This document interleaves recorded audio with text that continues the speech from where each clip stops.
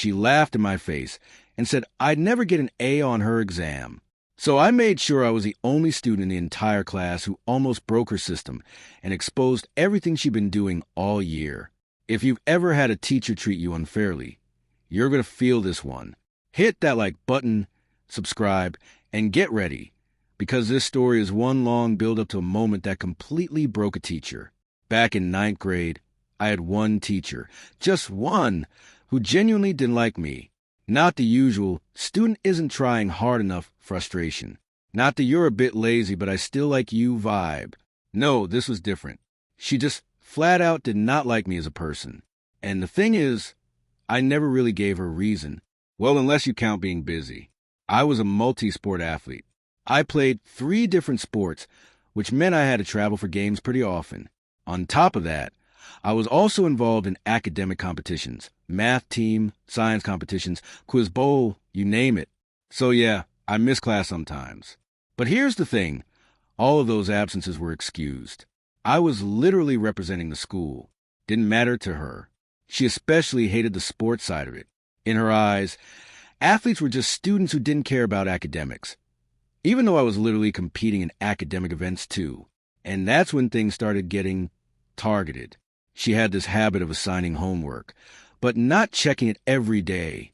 Except, coincidentally, she always checked the day after away games. Every single time. And it wasn't just normal homework. She would double it, pile it on, assign way more work than usual, knowing full well that anyone who got back late from a game would barely have time to sleep, let alone complete everything. And then the next day, collected. No exceptions. At first, I tried to brush it off, keep the peace, just deal with it. But then came the grading. I would turn in essays, papers I knew were strong, and get back scores in the 70s or low 80s. No comments, no red marks, nothing. Meanwhile, I'd look at the papers of students around me, covered in corrections, edits, mistakes, and they'd be getting 90s. It didn't make sense. So one day, after getting another low grade on a paper I know I did well on, I finally asked her about it, and I'll never forget what she said. She told me straight-faced that I was only working at about 70% of my potential, while other students were working at 90% of theirs. I remember just staring at her for a second, trying to process that. So I asked her, wait, does that mean my paper can actually be better than someone else's and still be graded 20 points lower? And she said, yes, just like that. That was the moment I realized this wasn't about fairness. This wasn't about grading. She had already decided what I deserved. And no matter what I did, that wasn't going to change. Now, fast forward toward the end of the year. She offers extra credit. And not easy extra credit either. We had to attend a live performance of Antigone at a local college, write a 2,500-word paper analyzing it, connect it to class discussions, and turn in proof we attended. It was a lot, but I did it anyway. The catch? It was due Monday, and the only days the play was showing were Friday through Sunday. Now here's the problem. I had a major academic competition on Monday, the biggest one of the year. You had to qualify just to be there. So I told her multiple times for an entire week. And every single time, she told me the same thing, turn it in Tuesday morning. So that's exactly what I did. I went to the play Friday night, wrote the paper over the weekend, went to the competition Monday, and actually placed first in one category and second in another. Then Tuesday morning, before basketball workouts at 7 a.m., I showed up at her classroom door with the assignment, and she refused to take it. Said it was late. Said she never told me I could turn it in Tuesday. 4 times. She told me 4 times. And now suddenly she didn't recall. Her excuses?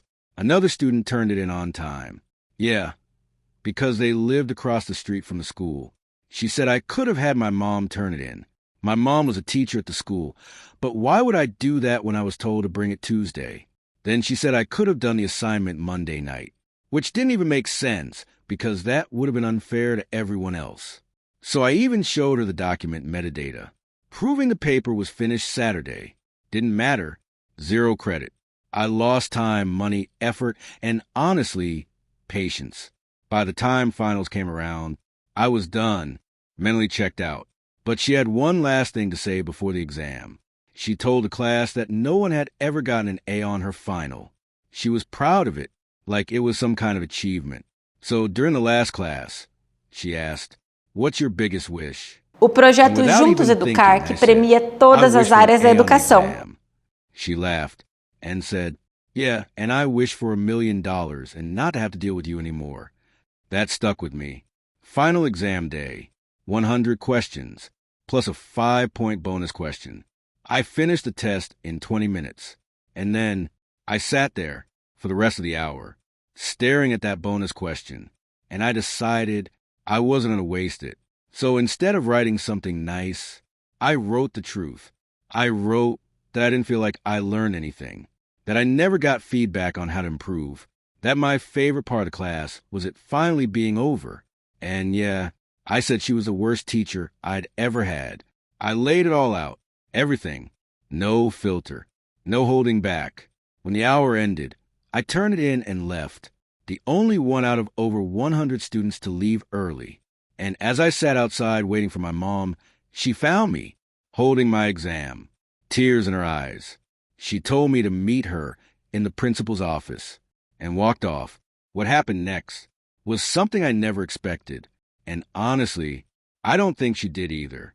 In the principal's office, she completely broke down, crying, shaking, barely able to speak, while I calmly explained everything that had happened all year, every detail, every unfair moment. The principal listened, then finally asked one simple question. How much was the bonus worth? 5 points, she said, and he replied, then don't give him the bonus. That was it. I got a 98 instead of a 103. Still the highest grade in the entire class. Next highest, an 81. Looking back, it wasn't even about revenge anymore. It was about finally being heard. And sometimes all it takes is one moment of truth to expose everything. Looking back, it wasn't even about revenge anymore. It was about finally being heard. And sometimes all it takes is one moment of truth to expose everything.